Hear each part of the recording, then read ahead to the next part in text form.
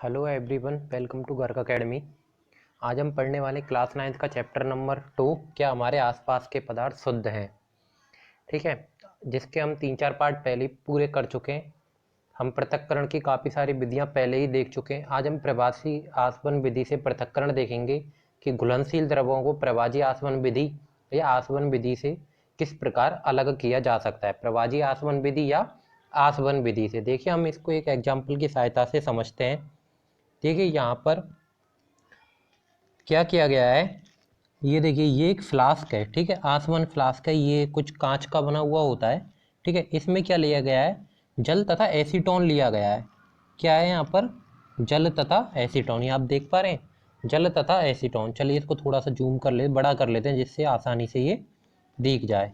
ठीक है, ये क्या है यहाँ पर, ये जल तथा एसीटोन इसमें फिल किया गया है, लिया गया है। तो ये मिश्रण किसका है, यहाँ पर जल तथा एसीटोन का मिश्रण है। ठीक है, यहाँ से नीचे से देखिए, ये इसको ऊष्मा दी जा रही है। क्या हो रहा है यहाँ पर, ऊष्मा दी जा रही है। ऊपर इसमें एक थर्मामीटर लगा दिया गया है, और थर्मामीटर के बाद ये फ्लास्क को ऊपर से कॉर्क से बंद कर दिया गया है। ठीक है, और यहाँ से इसमें एक पॉइंट दिया गया है, जिसमें से एक आउटर नली निकल रही है, जो कि एक कांच की नली है, जो कि बाहर की तरफ निकल रही है। और इसके ऊपर एक देखिए केस दिया गया है, ये क्या, कांच का केस है, जिसमें अपन बाद में जो है पानी का प्रवाह करवाएंगे। ठीक है, तो हम पहले समझते हैं यहाँ पर हुआ क्या है। ठीक है, देखिए, थर्मामीटर किस लिए यूज में लिया गया है। थर्मामीटर से हम क्या पता करते हैं, थर्मामीटर क्या काम आता है, टेम्परेचर देखने के, तापमान देखने के। तो हम क्या पता करेंगे, क्वथनांक से, क्वथनांक का पता कर लेंगे यहाँ से। ठीक है, अब देखिए होता क्या है यहाँ पर, इनको अलग अलग कैसे किया जाता है। प्रारंभ में क्या करते हैं, एक फ्लास्क लेते हैं। ठीक है, क्या करते हैं, ये एक फ्लास्क लेते हैं, और फ्लास्क में क्या करते हैं, जल तथा एसीटोन का मिश्रण भर देते हैं। ठीक है, अब जल और एसीटोन के मिश्रण में क्या होगा, अगर हम बात करें यहाँ से, अगर हम बात करें क्वथनांक की, तो जल का क्वथनांक कुछ और होगा यहाँ पर। और अगर हम बात करें एसीटोन की, किसकी, एसीटोन की, तो एसीटोन का क्वथनांक कुछ और होगा।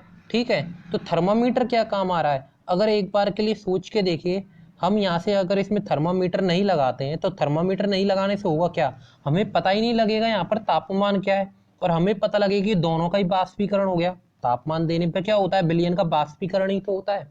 पता लगे कि हमें यहाँ से दोनों का बाष्पीकरण ही हो गया। अगर बाष्पीकरण दोनों का हो गया, तो हम अलग अलग कैसे कर पाएंगे। तो थर्मामीटर हमारे क्या काम आ रहा है, कि जल का क्वथनांक और एसीटोन के क्वथनांक अलग अलग हो जाए। ठीक है, अब यहाँ से होता क्या है, एसीटोन का क्वथनांक क्या होता है, कम होता है। ठीक है, कम तापमान पर क्या होता है, एसीटोन बाष्पीकृत हो जाता है। ठीक है, तो होगा क्या है, यहाँ से जैसे ही हम यहाँ पर इसको ऊष्मा प्रदान करेंगे, क्या प्रदान करेंगे, यहाँ से ऊष्मा प्रदान करते हैं। ठीक है, जैसे ही यहाँ से ऊष्मा प्रदान करते हैं, यहाँ से ये क्या होता है, यहाँ से एसीटोन बाष्पीकृत होने लगता है। ठीक है, क्या होता है, यहाँ से एसीटोन बाष्पीकृत होने लगता है। तो एसीटोन के बाष्पीकृत होने के बाद यहाँ से इसको बाहर निकलना, बाष्पीकृत होगा तो क्या होगी, बाष्पीकृत क्या होता है, वेपर्स आते इस तरह से, पॉइंट पॉइंट इस तरह से छोटे छोटे उसके कण होंगे बाष्पीकरण के। ठीक है, जल को बाष्पीकृत होते हुए देखा है, इसी तरह से एसीटोन भी बाष्पीकृत होगा। ठीक है, यहाँ पर क्या हो रहा है, एसीटोन का जो क्वथनांक है वो कम है, तो एसीटोन पहले बाष्पीकृत हो रहा है, तो क्या होगा, यहाँ पर आएगा।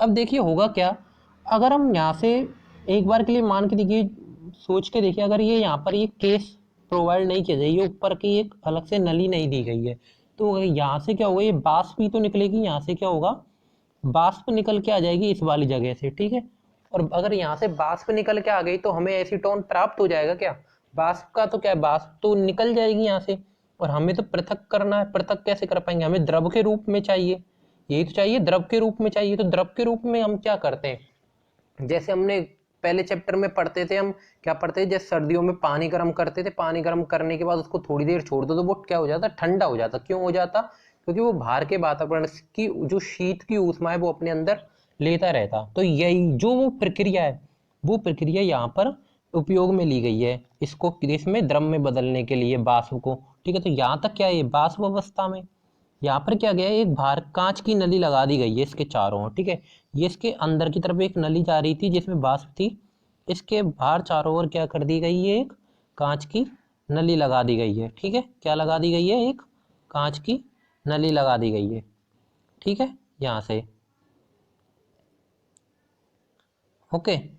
अब देखिए, यहाँ से क्या करा, जैसे यहाँ से कांच की नहीं लगाई, इसमें क्या करा, शीतल जल ने शीतल जल प्रवाह कर दिया। क्या कर दिया यहाँ से, शीतल जल, मतलब यहाँ से इसमें इस नली में क्या करा है, वाटर का प्रवाह कर दिया। जैसे ही यहाँ से इसको वाटर का प्रवाह हुआ तो क्या होगा, यहाँ से जो वाष्पीकरण गर्म वायु होती किसके संपर्क में आएगी, पानी के संपर्क में आएगी। तो पानी के संपर्क में क्या आएगी तो क्या होगा, पानी तो गर्म होने लगेगा, पानी इस वाष्प से ऊष्मा लेने लगेगा और ऊष्मा क्या करेगी, इस पानी से ठंडा होने लगेगी, इसकी ऊष्मा लेने लगेगी।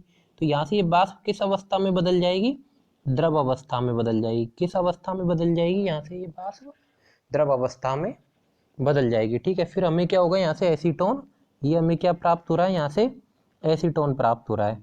ठीक है, ये देखिए यहाँ पर क्या प्राप्त हो रहा है, ये यहाँ पर एसीटोन प्राप्त हो रहा है। तो यहाँ से इस तरह से हम क्या करते हैं, एसीटोन और जल को कर लेते हैं। जल कहाँ गया, जल यहीं पे रह गया, जल किस में रह गया, यहीं रह गया। ये क्या हो गया, एसीटोन हमें यहाँ पर प्राप्त हो गया। क्या किया था, हमें एक बार फिर से देखते हैं। ठीक है, यहाँ से हमने एक फ्लास्क लिया, फ्लास्क में क्या करा, एसीटोन और जल का मिश्रण लिया, उसको ऊष्मा प्रदान की गई। ऊष्मा प्रदान करने से क्या हुआ, यहाँ से ये जो एसीटोन है उसका वाष्पीकरण हुआ। एसीटोन को हमें द्रव अवस्था में प्राप्त करना था। द्रव अवस्था में प्राप्त करने के लिए हमने यहाँ पर एक और क्या लगा दी, इसके ऊपर एक कांच की नली लगा दी जिसमें शीतल जल प्रवाह करवाया। शीतल जल प्रवाह करवाने से क्या हुआ, ये वाष्प अवस्था किस में बदल गई, द्रव अवस्था में बदल गई। और इस एसीटोन को द्रव अवस्था में हमने एक बीकर में कलेक्ट कर लिया, बीकर में इकट्ठा कर लिया। इस विधि को हम क्या कहते हैं, आसवन विधि कहते हैं। देखिए इसकी एक कंडीशन है, कंडीशन क्या है, हम इसकी एक कंडीशन देख लेते हैं। ठीक है, क्या है, यहाँ पे जो क्वथनांक होना चाहिए, ठीक है, यहाँ पर क्या होना चाहिए, जो क्वथनांक हम देखते हैं, क्या क्वथनांक, या फिर आप बोल सकते हैं तापमान। ठीक है, इनका जो अंतर है, इनका अंतर है वो क्या होना चाहिए, कम होना चाहिए। कितने, 25 केल्विन से। क्या होना चाहिए, 25 केल्विन से, सॉरी 25 केल्विन से अधिक होना चाहिए। ठीक है, ये क्लियर कर देते हैं। क्या होना चाहिए, 25 केल्विन से अधिक होनी चाहिए। ठीक है, यहाँ पर क्या होगा, जिनका क्वथनांक है एसीटोन का और जल का क्वथनांक में 25 केल्विन से अंतर अधिक होना चाहिए। क्या होना चाहिए, 25 केल्विन से अधिक होना चाहिए। अगर आप 25 केल्विन से थोड़ा कम हो अंतर, तो हम क्या करेंगे, तब हम उपयोग में लेते कौन सी विधि, प्रभाजी आसवन विधि। ये कौन सी विधि है, हमारी आसवन विधि है। ठीक है, आसवन विधि हम कब काम में लेते हैं, जब दो घुलनशील द्रव हैं। ठीक है, पहली कंडीशन क्या है कि वो द्रव दो घुलनशील होंगे, विलयन अवस्था में होंगे। ठीक है, द्रव क्या होगा, विलयन अवस्था में। दूसरा क्या, उनके बीच का जो तापमान है वो क्या होगा, 25 केल्विन। इनके बीच का जो तापमान क्या, तो इनके बीच का क्वथनांक। ठीक है, क्वथनांकों का अंतर कितना होना चाहिए, उनके बीच के क्वथनांकों का अंतर कितना होना चाहिए, 25 केल्विन से अधिक होना चाहिए। ठीक है, ये क्या हो गई, यहाँ पर आसवन विधि हो गई। ठीक है, नेक्स्ट देखते हैं प्रवाजी आसवन। अब देखिए यहाँ पर अंतर क्या किया गया है, एक बार देखिएगा। देखिए सब कुछ वही है, यहाँ पर हमें अंतर क्या दिखाई दे रहा है, हमें जो यहाँ पर अंतर दिखाई दे रहा है वो ये दिखाई दे रहा है, ये क्या, ये कुछ नई चीज ऐड कर दी गई है। ठीक है, और इसको क्या बोला जा रहा है, प्रभाजी कॉलम। ठीक है, तो पहले हम इसको समझते हैं, इसमें जो नई चीज ऐड कर दी गई है ये है क्या। ठीक है, ये देखिए, ये इस डायग्राम को उठाकर अपन क्या करते हैं, इधर बना लेते हैं। ठीक है, ये इसको उठा करके इस तरह से हमने क्या करा, इधर बना लिया। ठीक है, इसमें क्या है, ये छोटे छोटे कुछ क्रिस्टल से दिखाई दे रहे हैं आपको। ये जो क्रिस्टल हैं, ठीक है, ये क्रिस्टल किसके हैं, कांच के छोटे छोटे कण हैं, कांच के क्रिस्टल बोल सकते हो आप। ठीक है, या फिर कांच के छोटे छोटे टुकड़े। ठीक है, और इसको क्या बोला गया है, क्या बोला गया है इस पूरे को, प्रभाजी कॉलम। ठीक है, ये पूरा आपका क्या है, प्रभाजी कॉलम। क्या है, प्रभाजी कॉलम। ठीक है, ये इसमें क्या क्या गया है, जैसे कांच के क्रिस्टल क्या करते हैं, जैसे कांच के क्रिस्टल, इनमें जैसे ही ऊष्मा आती है, गर्म ऊष्मा आई, क्या होगी, यहाँ पर जब ये गर्म ऊष्मा आती है वाष्पीकृत होकर, ठीक है, तो गर्म ऊष्मा को क्या करती है, तल प्रदान करते हैं। कांच के क्रिस्टल जैसे गर्म ऊष्मा आई, ये कोई कांच का क्रिस्टल है मान के देखिए। ठीक है, इस पर ऊष्मा आई, वाष्पीकृत हो गई, ये इसको क्या करेगी, इसके ऊपर रुक गई, तो तल प्रदान करेगी। तल प्रदान करने से क्या होगी, वो ठंडी हो जाती है। क्या होगी, ठंडी हो जाती है। तल प्रदान करने से क्या होगी, वो ठंडी हो जाती है। तो पता लग रहा है आपको, प्रवाजी जो स्तंभ है वो यहाँ पर क्या काम आ रहा है, प्रभाजी स्तंभ में क्या होते हैं, कांच के क्रिस्टल होते हैं, और वो कांच के क्रिस्टल क्या होते हैं, जो गर्म ऊष्मा होती है उसके लिए तल प्रदान करते हैं, और तल प्रदान करने के कारण क्या हो जाता है, तल प्रदान करने के कारण वो ऊष्मा क्या होती है, गर्म से ठंडी होने लगती है। तो अब हम ये समझते हैं यहाँ पर करते क्या है। ठीक है, यहाँ पर देख लेते हैं हम ये थोड़ा, ठीक है, इसको थोड़ा सा क्लियर कर लेते हैं। देखिए आगे देखिए, तो यहाँ पर देखो इस पर क्या गया है, कोई भी तीन मिश्रण लिए गए हैं, जैसे हम इसको क्या करते हैं, तीन घुलनशील मिश्रण है। ठीक है, यहाँ पर होता क्या है, जैसे इसमें जैसे अपन जो पेट्रोल वगैरह निकालते हैं ना, पेट्रोलियम पदार्थ, उनको भी इसी विधि से अलग किया जाता है, या फिर हम जो गैसों को अलग करते हैं उनको भी इसी विधि से अलग किया जाता है। गैस को अलग करते हैं ना हम, है ना, गैस को अलग करने के लिए भी कुछ इसी प्रकार की विधि का प्रयोग में किया। गैसों को अलग करने के लिए हम दूसरी एक विधि पूर्ण रूप से पूरा वर्गीकरण पूरा बड़ा पढ़ेंगे हम, उसको अलग से नेक्स्ट पार्ट में पढ़ेंगे हम उसको। ठीक है, अभी हम देखते हैं यहाँ से इनको कैसे अलग किया जाता है। देखिए यहाँ पर कोई मिश्रण है, ठीक है, मिश्रण में क्या किया गया है, यहाँ से वही उसको ऊष्मा प्रदान की गई है। क्या किया गया है, यहाँ से इसको ऊष्मा प्रदान की गई है। ठीक, ऊष्मा प्रदान करने पर क्या होगा, बाष्पीकृत होगा। ठीक है, अब यहाँ से होता क्या है, कुछ दो द्रवों का क्वथनांक समान होता है, तो कई बार क्या होता है, दो दो एक साथ बाष्पीकृत होते हैं। तो बाष्पीकृत होने के कारण क्या होगा, यहाँ से कहाँ जा रहा है, इसको रास्ता कहाँ मिल रहा है, प्रभाजी कॉलम में। और प्रभाजी कॉलम में क्या है, कांच के क्रिस्टल है। क्या है, प्रभाजी कॉलम में कांच के छोटे छोटे कण है, और कांच के छोटे छोटे कण क्या करते हैं, सतह प्रदान करते हैं। तो यहाँ से जो वाष्प निकलेगी वो किसकी सतह पर जाके मिल बैठेगी, कांच की इन छोटे छोटे कणों पे। और कांच के छोटे छोटे कणों का कार्य क्या है, इनको ठंडा करना। क्या कार्य है, ठंडा करना। तो इनमें से जो मिश्रण होगा, इनमें से जो एक विलयन होगा, ठीक है, वो क्या होगा, यहाँ पर ठंडा हो जाएगा। ठीक है, दो निकले थे, दो बाष्पीकृत हुई थी, एक क्या हुआ, यहाँ पर ठंडा हो गया कांच के क्रिस्टल पर, बचा क्या, एक बचा। ठीक है, एक बाष्पीकृत होकर क्या निकलेगा, यहाँ से निकलेगा। क्या होगा, एक बाष्पीकृत होगा वो यहाँ से निकलेगा। फिर सेम जो हमने आसवन विधि में करा था, यहाँ पर क्या प्रोवाइड करवा रखा है, यहाँ पर क्या दे रखा है, कांच की नली दे रखी है, जिसमें हम शीतल जल प्रवाह करते हैं। शीतल जल प्रवाह करने से क्या होगा, ऊष्मा का यहाँ आदान प्रदान होगा, और ये जो वाष्प है ये किस में बदलेगी, तरल में बदल जाएगी।